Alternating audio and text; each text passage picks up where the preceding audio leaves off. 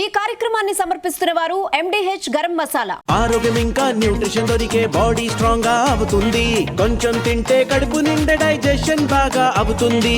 MDH soya tea అసలైన protein. MDH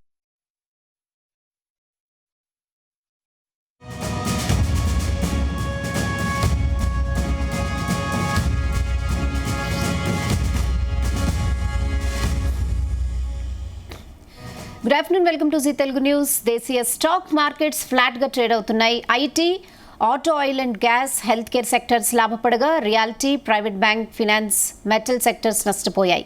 bullion markets ఫ్లాట్గా trade అవుతున్నాయి. 24 క్యారెట్ల బంగారం స్వల్పంగా పెరిగి 1,41,900 రూపాయల వద్ద కొనసాగుతుండగా సిల్వర్ 1,300 నష్టపోయి 2,16,125 రూపాయల వద్ద కొనసాగుతోంది. ఇక ఇదే అంశంపై మనతో డిస్కస్ చేయడానికి రెడీగా ఉన్నారు AMFI registered mutual fund distributor Revanth Chalmala garu. So good afternoon Revanth గారు. Good afternoon. యా, సో నిన్న మంచి జోరు మీద ఉంది మార్కెట్, మళ్ళీ ఇవాళ ఫ్లాట్గా ట్రేడ్ అవుతున్నాయి. సో ఏం చెప్తారు?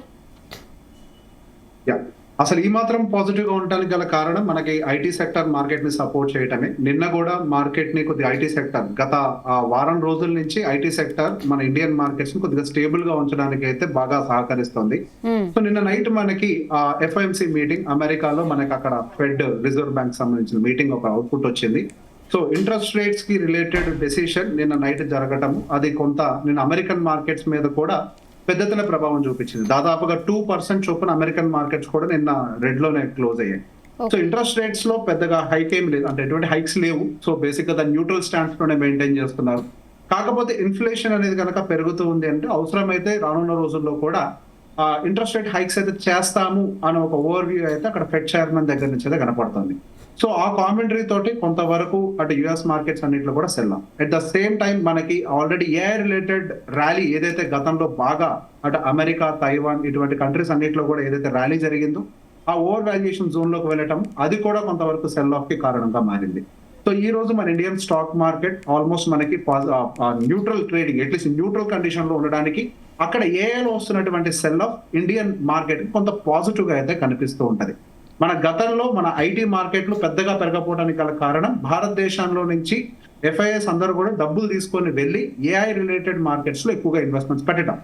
ఇప్పుడు AI రిలేటెడ్ మార్కెట్స్ కొంత సెల్ ఆఫ్ కి గురవ్వటము, ఆ డబ్బులన్నీ కూడా మళ్ళీ మన ఇండియన్ మార్కెట్స్ లోకి తిరిగి వస్తాయని ఒక హోప్ అయి ఉండొచ్చు. లేకపోతే ఈ ఫారిన్ ఇన్వెస్టర్స్ మళ్ళీ ఐటీ లాంటి సెక్టార్ లో ఆల్రెడీ గత 5 సంవత్సరాల నుంచి పెద్ద ఎత్తున రిటర్న్స్ ఏమి ఇవ్వకుండా మనకి లోవర్ వాల్యుయేషన్స్ లో కనిపించడం కూడా ఒక కారణంతో కొంత బయింగ్ సైడ్ అయితే కూడా ఐటీ సైడ్ ఏమైనా మారానేమో మనం గమనిస్తూ ఉండాలి. సో ఓవరాల్ గా ఐటీ మనకి నిఫ్టీలో కొంత ఎక్కువ వెయిటేజ్ గా ఉంటుంది కాబట్టి మనకి మిగతా సెక్టార్స్ లో సెల్ ఆఫ్ ఉన్నప్పటికీ మన ఐటీ అనేది గత 2-3 రోజుల నుంచి మన ఇండియన్ మార్కెట్ స్టేబుల్ గా ఉంచింది. నిన్న మార్కెట్ లో కూడా ఒక మంచి బ్రాడ్ బేస్డ్ ర్యాలీ అయితే కనిపించింది. కేవలం ఐటీ మాత్రమే కాదు, అన్ని సెక్టార్స్ కూడా పాజిటివ్ గానే ర్యాలీ అవుతున్నాయి. దానికి గల కారణం మన నెంబర్స్, క్వార్టర్లీ నెంబర్స్ సీజన్ ఇదంతా కూడా. ఈ క్వార్టర్లీ నెంబర్స్ అన్ని కూడా మార్కెట్ ఎక్స్పెక్టేషన్స్ ని మీట్ చేయటం, at the same time India related uncertainties అని కూడా తగ్గుతాయన్న ఎక్స్పెక్టేషన్స్ కూడా కనిపించటం, ఇవన్నీ కూడా కొంత పాజిటివ్ గా ర్యాలీ అవుతున్నాయి. కాకపోతే మనకి ఈ క్రూడ్ ఆయిల్ రిలేటెడ్ ప్రైస్ ఒక్కటే కొంచెం గమనిస్తూ ఉండాలి, అదేమైనా ఇంపాక్ట్ చేయొచ్చేమో రానుంది. సో ఇప్పుడు మీరు చెప్తున్నారు బాగానే అన్ని సెక్టర్స్ మోస్ట్లీ లాభాల్లోనే కొనసాగుతున్నాయని. సో ఇప్పుడున్న సిచ్యువేషన్ లో ఇన్వెస్ట్ చేయడం సేఫే అంటారు? సో ఇప్పుడున్నటువంటి మార్కెట్ కండిషన్ మనం కంపేర్ చేసుకుంటే గతంలో మనకి 2024 సెప్టెంబర్ నుంచి మన ఇండియన్ మార్కెట్స్ కరెక్షన్ లో గురవుతున్నాయి. దాదాపుగా 2 సంవత్సరాల టైం నుంచి పెద్ద ఎత్తున మార్కెట్స్ లో రిటర్న్స్ అయితే కనిపించట్లేదు. దానికి గల కారణం 2004 సెప్టెంబర్ టైంకి ప్రపంచ వ్యాప్తంగా ఉండేటువంటి ఎమర్జింగ్ మార్కెట్స్ ఏవి కూడా పెద్ద ఎత్తున రిటర్న్స్ ఇవ్వలేదు. అప్పుడు వరకు కేవలం ఇండియన్ మార్కెట్స్ మాత్రమే విపరీతంగా రిటర్న్స్ ఇచ్చి మన ఇండియన్ మార్కెట్ అనేది ఓవర్ వాల్యుయేషన్ జోన్ లో ఉంది అని ఒక నేపథ్యంలో FIIs వీళ్ళందరూ కూడా సెల్ ఆఫ్ చేసేసారు. కానీ ఈ 2 సంవత్సరాల టైం పీరియడ్ తర్వాత మన ఇండియన్ మార్కెట్స్ ఎటువంటి రిటర్న్స్ ఇవ్వకపోగా దాని యొక్క ఆల్ టైమ్ హై నుంచి నిఫ్టీ దాదాపు ఒక 10% డౌన్ సైడ్ లోనే ఉండటము, at the same time other emerging markets like China, Taiwan, south Korea, Japan ఇవన్నీ కూడా విపరీతమైన రిటర్న్స్ ని డెలివర్ చేయటము. సో అవి ఓవర్ వాల్యుయేషన్ జోన్ లోకి వెళ్ళిపోయి Indian markets under valuation zone లోకి అయితే మూవ్ అవడం గమనించాం. సో అండర్ వాల్యుయేషన్ జోన్ లో ఉన్నప్పుడు సహజంగా మనకి బయింగ్ కి ఒక మంచి పరిణామంగా చూడొచ్చు. దాన్ని సింపుల్ ఉదాహరణతో కంపేర్ చేయాలి అని అంటే మనకు భూమి కొనుక్కునేటప్పుడు అది బాగా పెరిగినప్పుడు కొనటం కంటే కూడా పడినప్పుడు కొనడానికి ఎక్కువ ఇంట్రెస్ట్ చూపిస్తాం కదా. అదే విధంగా మనకి ఇప్పుడున్నటువంటి మార్కెట్ కండిషన్ కూడా గత 2 సంవత్సరాలతో కంపేర్ చేసినప్పుడు ఇప్పుడు మంచి వాల్యుయేషన్స్ తోటి ఉన్నాయి. అట్ ద సేమ్ టైం కంపెనీల యొక్క ఎర్నింగ్స్ కూడా కొంచెం బెటర్ గా పర్ఫామ్ చేయటము, ఇదంతా కూడా మన మార్కెట్స్ ని అప్ సైడ్ తీసుకెళ్ళడానికి over the period of time మంచి అవకాశం ఉంటుంది. ఎస్ రేవంత్ గారు, మీరు ఏఎంఎఫ్ఐ రిజిస్టర్డ్ మ్యూచువల్ ఫండ్ డిస్ట్రిబ్యూటర్, ఇందులో బాగా ఎక్స్పర్ట్. సో చాలా మంది కాలర్స్ అడుగుతున్నారు ఎక్కువగా, అసలు మ్యూచువల్ ఫండ్ అంటే ఏంటి? ఎందుకంటే బేసిక్ నాలెడ్జ్ లేని వాళ్ళు, సపోజ్ మన దగ్గర నా దగ్గర డబ్బులున్నా కూడా అకౌంట్లో అలా ఉంటుంది అంతే, దాన్ని ఎక్కడ ఇన్వెస్ట్ చేయాలి? మ్యూచువల్ ఫండ్ గురించి ఎక్కువగా వింటున్నాం కానీ దాని గురించి బేసిక్ నాలెడ్జ్ లేదు. So what is mutual fund? చేస్తే మనీ సేఫా? ఏం చెప్తారు? స్టాక్ మార్కెట్ అనగానే అందరికి సహజంగా అదేదో జూదం అనే ఒక ఒపీనియన్ అనేది ఉంటది. దానికి గల కారణం ఏంటి అని అంటే, గతంలో డబ్బులు పోగొట్టుకున్న వాళ్ళ దగ్గర నుంచి విన్నటువంటి ఒక ఒపీనియన్ మాత్రమే అది. సో డైరెక్ట్ గా మార్కెట్ లోకి వెళ్ళి వాళ్ళకి తెలిసి తెలియక ఏదో ఒక స్టాక్ ను కొనేసి ఆ స్టాక్ పడిపోయి డబ్బులు పోగొట్టుకొని ఇట్లా ఎంతో మంది మన భారతదేశంలో ప్రపంచవ్యాప్తంగా నష్టపోయిన వాళ్ళు ఉన్నారు. కానీ ఒక మ్యూచువల్ ఫండ్ లాంటి వాటిల్లో డబ్బులు పెట్టి లాంగ్ టర్మ్ లో పోగొట్టుకున్న వాళ్ళ యొక్క సంఖ్య సహజంగా ఉండదు. దానికి గల కారణం ఏంటి? మనకి మ్యూచువల్ ఫండ్స్ లో రకరకాల లెవెల్స్ లో ప్రొఫెషనల్స్ ఇన్వాల్వ్ అయి ఉంటారు.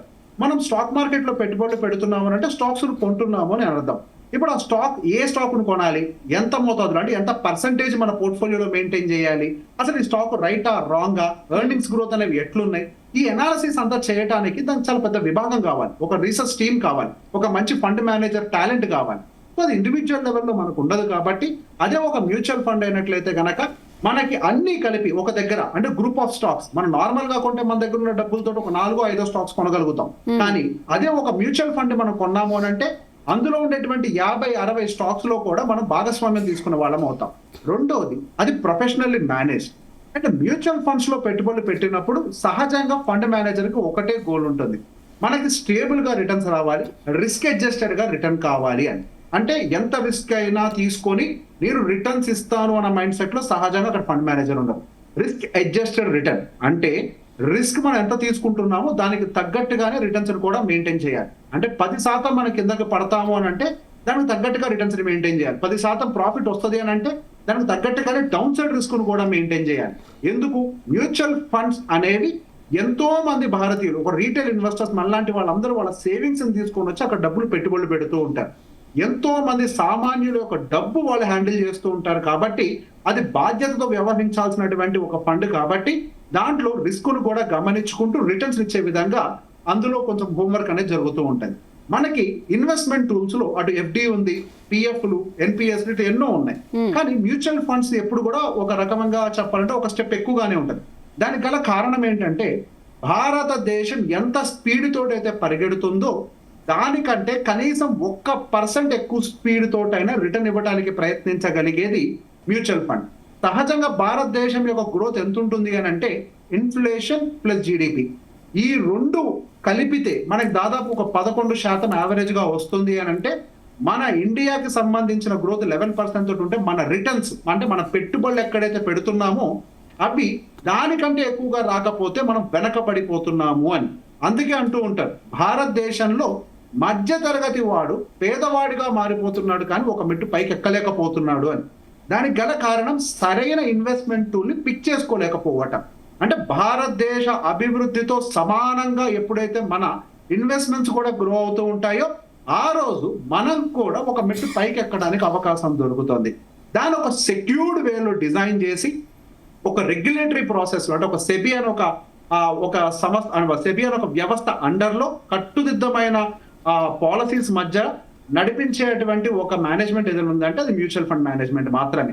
ప్రపంచ వ్యాప్తంగా ఎక్కడ చూసినా బంగారం పోయినట్టుగా వినుంటాం, మనకి బ్యాంకులు మూసినట్టుగా వినుంటాం, కానీ మ్యూచువల్ ఫండ్స్ లో డబ్బులు పెట్టి లాంగ్ టర్మ్ లో పోయాయి అన్న వాళ్ళ దగ్గర నుంచి మనం ఎటువంటి మాట వినం, ఎవరి దగ్గర నుంచి కూడా ఇది సహజంగా వినపడదు. దానికి గల కారణం ఏంటి అంటే, ప్రపంచ వ్యాప్తంగా కూడా మ్యూచువల్ ఫండ్ ని అంత సెక్యూర్డ్ గా డిజైన్ చేయబడి ఉంటుంది. సో లాంగ్ టర్మ్ లో మార్కెట్స్ లో వోలటాలిటీ ఉంటుంది. Mutual funds are subjected to market risk అని చెప్తూనే ఉంటాం. మార్కెట్ రిస్క్ అని అంటే మార్కెట్ లో ఉండేటువంటి వోలటాలిటీ, అక్కడ ఏదో దొంగతనం జరుగుతుంది అని కాదు. సో లాంగ్ రన్ లో మ్యూచువల్ ఫండ్స్ అనేవి వాళ్ళు ఎందుకు పెడుతున్నారు అన్న దాన్ని దృష్టిలో పెట్టుకొని సరైన ఫండ్ సెలెక్ట్ చేసుకున్నట్లయితే వాళ్ళ టైం హారిజాన్కి తగ్గట్టుగా డెఫినెట్ గా మన భారతదేశం ఎంతైతే అభివృద్ధి చెందుతుందో దానికంటే 1% ఎక్కువ రిటర్న్ రావడానికి అవకాశం ఉంటుంది. So as per your advice ప్రతి ఒక్కరూ మ్యూచువల్ ఫండ్ లో ఇన్వెస్ట్ చేయాలంటారు?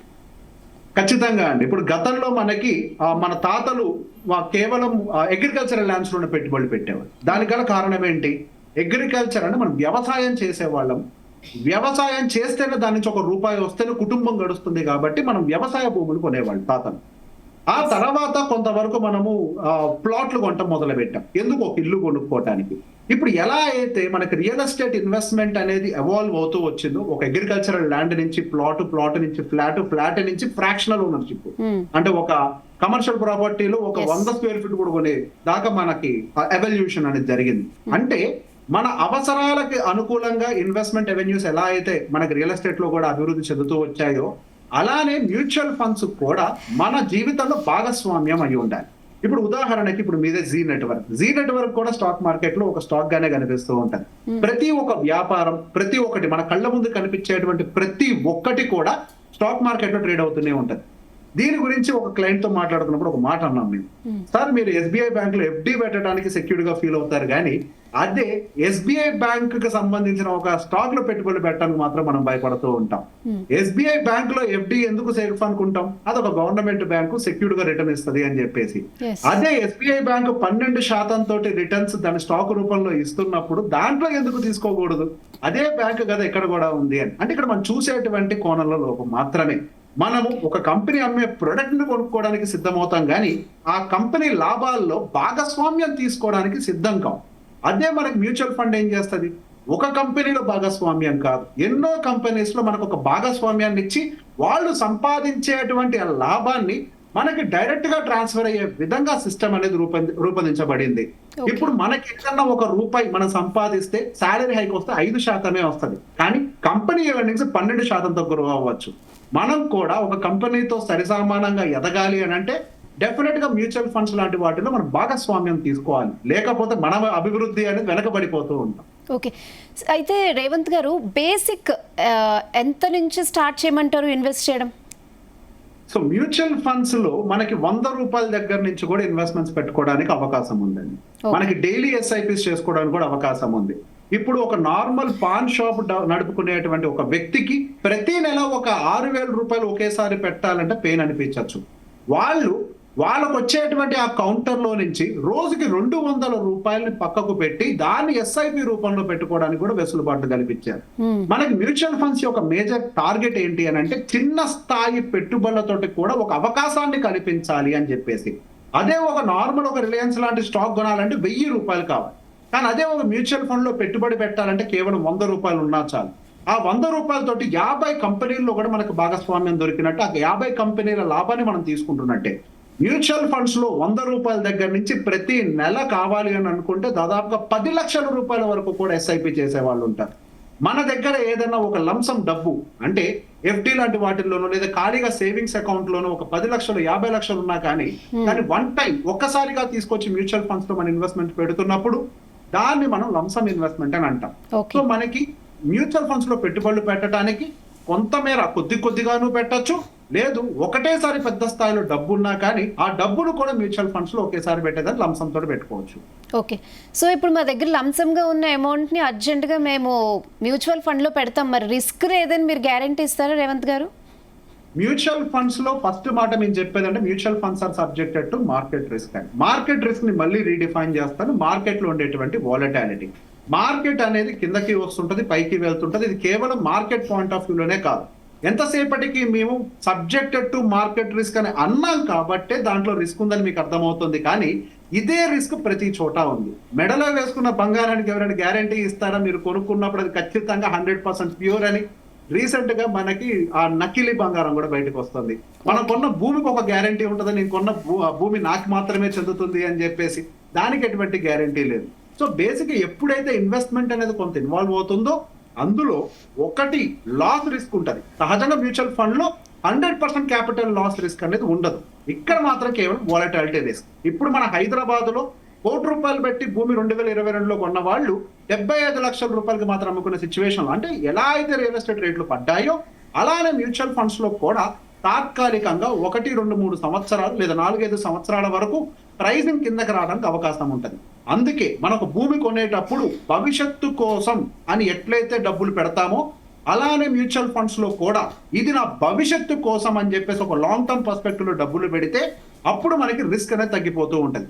Beautiful thing with mutual funds ఏంటి అని అంటే, మ్యూచువల్ ఫండ్స్ లో పెట్టుబడి కేవలం స్టాక్స్ లోకి మాత్రమే కాదు. మ్యూచువల్ ఫండ్స్ లో బంగారం కొనొచ్చు, మ్యూచువల్ ఫండ్స్ లో ఎఫ్డీస్ లాంటి ఆర్బీఐ బాండ్స్ ని కొనొచ్చు, మ్యూచువల్ ఫండ్స్ తోటి మనకి రీట్స్ లాంటివి రియల్ ఎస్టేట్ ని కూడా కొనుక్కోవచ్చు.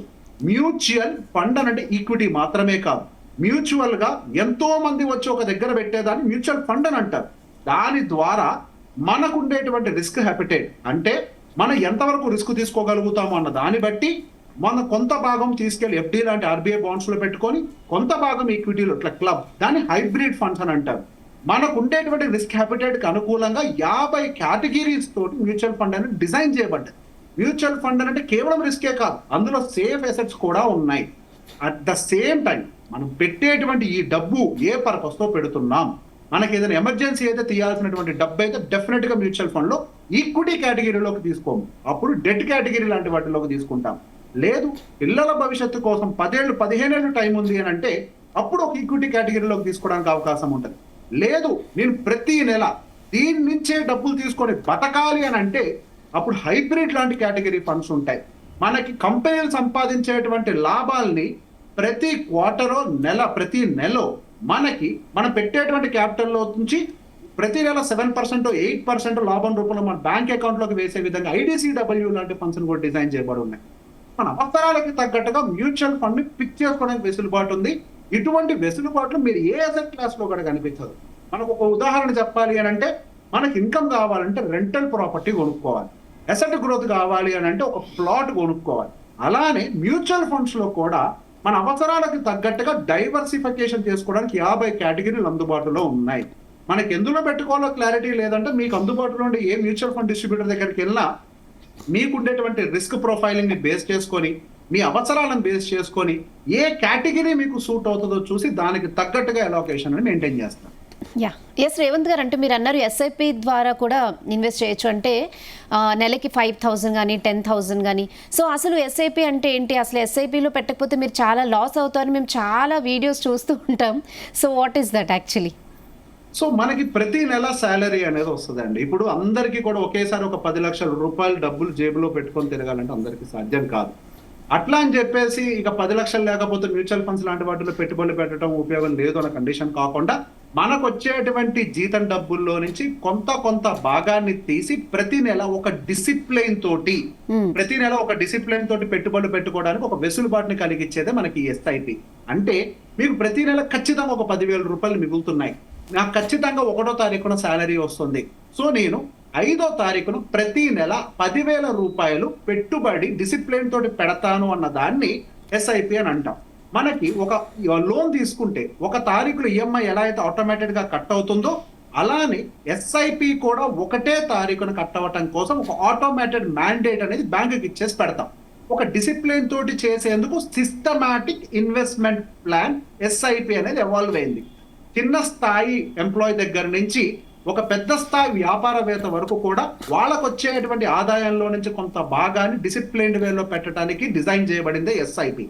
మన భారతదేశంలో చాలా మంది దిగువ మధ్య తరగతి వాళ్ళు ఎక్కువగా ఉంటారు. వాళ్ళ దగ్గర ఒకేసారి పెద్ద స్థాయిలో డబ్బు అనేది అందుబాటులో ఉండదు. సో వీటన్నిటిని దృష్టిలో పెట్టుకొని ఎస్ఐపిని ఎక్కువగా ప్రమోట్ చేస్తున్నారు. కొద్ది మేర సేవ్ చేయండి, మీకు వచ్చేటువంటి రోజువారీ ఆదాయంలో ఒక 100 రూపాయలు డైలీ ఎస్ఐపిగా పెట్టుకోండి, మీకు వచ్చేటువంటి నెలవారీ జీతంలో నుంచి ఒక 5% 10% ఎస్ఐపిగా పెట్టుకుంటే మీ భవిష్యత్తులో రాబోయేటువంటి మీ పిల్లల ఎడ్యుకేషన్కు లేకపోతే మీకు ఉండేటువంటి రిటైర్మెంట్ కార్పస్ కోసం అది ఉపయోగపడుతుంది అని. మనము ఆ డబ్బుని కావాలంటే సుకన్య సమృద్ధి యోజన లాంటి వాటిల్లో కూడా పెట్టుకోవచ్చు. కానీ మనం పెట్టేటువంటి పెట్టుబడి ఎస్ఐపిలో పెడితేనే పెరుగుతుంది అని ఎందుకంటామనంటే, ఇన్ఫ్లేషన్ ని బీట్ చేస్తోందా లేదా మన పెట్టుబడి, ఇది ప్రధానమైనది. ఇన్ఫ్లేషన్ ని బీట్ చేయగలిగే ఇన్స్ట్రుమెంట్ ఏదైనా ఉంది అని అంటే అది కేవలం మన మ్యూచువల్ ఫండ్స్ మాత్రమే. మన దేశంలో ఎడ్యుకేషన్ దాదాపుగా 10 నుంచి 12% ఇన్ఫ్లేషన్ తో పెరుగుతోంది. సుకన్య సమృద్ధి యోజన లాంటి స్కీమ్స్ 8.2% మాత్రమే ఇస్తున్నాయి. మనం దాన్ని బీట్ చేసి రిటర్న్ తెచ్చుకోవాలి అని అంటే మ్యూచువల్ ఫండ్స్ లాంటి వాటిల్లో మన పెరిగేటువంటి కాస్టింగ్ అనుకూలంగా రిటర్న్స్ తెచ్చుకోవడానికి అవకాశం ఉంటుంది. కాబట్టి ఎర్లీ ఏజ్ నుంచి ఎస్ఐపి చేయమని చెప్పి, ఎస్ఐపి చేయకపోతే నష్టపోతారని చెప్పి మా లాంటి వాళ్ళందరూ చెప్తూ ఉంటారు. ఓకే. సో రేవంత్ గారు ఇప్పుడు మ్యూచువల్ ఫండ్లో మనీ పెట్టేటప్పుడు దానికి ఏమైనా టైం లిమిట్ ఏమైనా ఉంటుందా? లైక్ 2 years, 5 years, 3 years అట్లా ఏమైనా ప్లాన్ చేసుకుంటే బెటర్ అంటారా? ఏంటి మీ సజెషన్? సో ఇన్సూరెన్స్ పాలసీ లాగా మ్యూచువల్ ఫండ్స్ లో లాక్ అనేది ఉండదండి. మ్యూచువల్ ఫండ్స్ అనేవి చాలా ఫ్లెక్సిబుల్ ప్రోడక్ట్స్. మీరు మ్యూచువల్ ఫండ్ మొదలుపెట్టిన తర్వాత, ఉదాహరణకు 1 సంవత్సరం తర్వాత మీకు ఏదైనా ఉద్యోగం పోయినా, ఖర్చులు అనుకోని రీతిలో ఏదైనా మీద పడ్డా కానీ 1 నెల, 2 నెలలు, 6 నెలల వరకు కూడా మీరు కట్టేటువంటి ఎస్ఐపిని పాస్ చేసుకోవచ్చు. మీకు ఒకవేళ పర్మనెంట్ లాస్ ఆఫ్ జాబ్ అయినా కానీ ఎస్ఐపి ఎంతవరకు కట్టారో అంతవరకు కట్టి ఆపేయచ్చు. మేము ఖచ్చితంగా 5 ఏళ్ళు కడితేనే మీకు రిటర్న్స్ వస్తాయి, ఖచ్చితంగా 5 ఏళ్ళు కడితేనే మీ డబ్బు మీకు రిటర్న్ వస్తుంది అనే పాలసీ మ్యూచువల్ ఫండ్స్ లో ఉండదు. మ్యూచువల్ ఫండ్స్ పూర్తిగా మీకు మీ కంట్రోల్లో మాత్రమే ఉంటుంది. అంటే ఇన్వెస్టర్ కంట్రోల్లో మాత్రమే మ్యూచువల్ ఫండ్స్ అనేవి ఉంటాయి. ఇంకెవరి కంట్రోల్లో కూడా మ్యూచువల్ ఫండ్స్ ఉండవు. When ever you want to stop, you can stop investing in mutual funds. మీరు ఎంతవరకు అయితే పెట్టారో ఆ మ్యూచువల్ ఫండ్స్ మాత్రం కంటిన్యూస్ గా గ్రో అవుతూనే ఉంటాయి. వాటికి టైం లిమిట్ అంటూ ఉండదు. కానీ మ్యూచువల్ ఫండ్స్ లో ఎస్ఐపి నుంచి మీకు సరైన రిటర్న్ కనిపించాలంటే మాత్రం లాంగ్ టర్మ్ హారిజన్ ఉండాలని చెప్తాం. ఒక బంగారానికి, ఒక ల్యాండ్ కి ఎట్లయితే ఒక లాంగ్ టర్మ్ హారిజన్ అనే టైం పెట్టుకుంటామో, అలానే మ్యూచువల్ ఫండ్స్ లో కూడా 5 నుంచి 10 సంవత్సరాలు ఒక మినిమం టైం ఫ్రేమ్ మనం స్పెండ్ చేసినట్లయితే దానికి కావాల్సిన రిటర్న్స్ మనం చూడగలుగుతాం. ఓకే.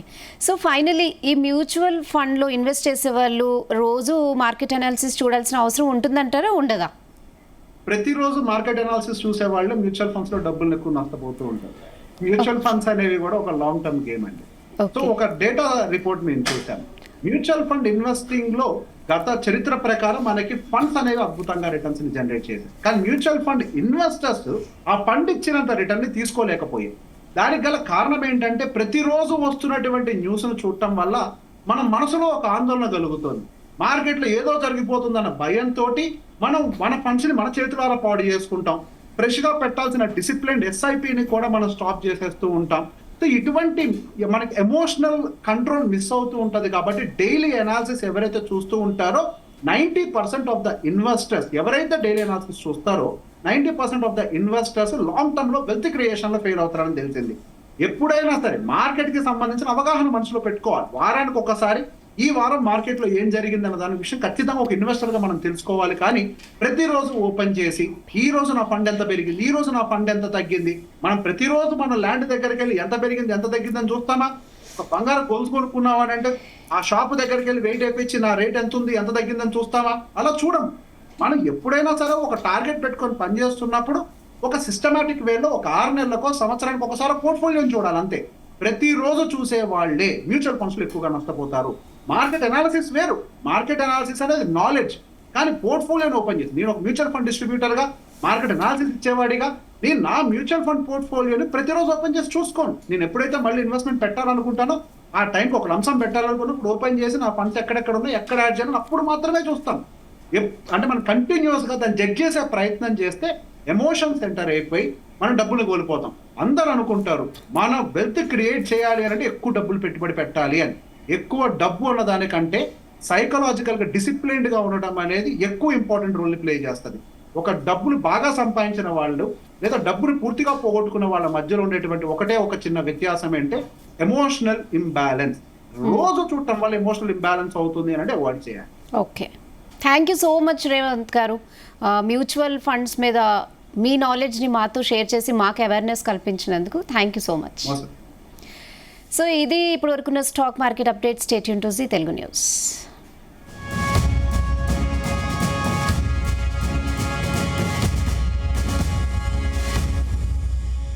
ఈ కార్యక్రమాన్ని సమర్పించిన వారు MDH గరం మసాలా, MDH దమాలు, దాల్ తడకా మరియు మష్రూమ్ మసాలా. MDH తో భోజనం ఎల్లప్పుడూ రుచికరం. MDH సదా మీకు కొత్త రుచినివ్వడానికి తయారుగా ఉంటుంది.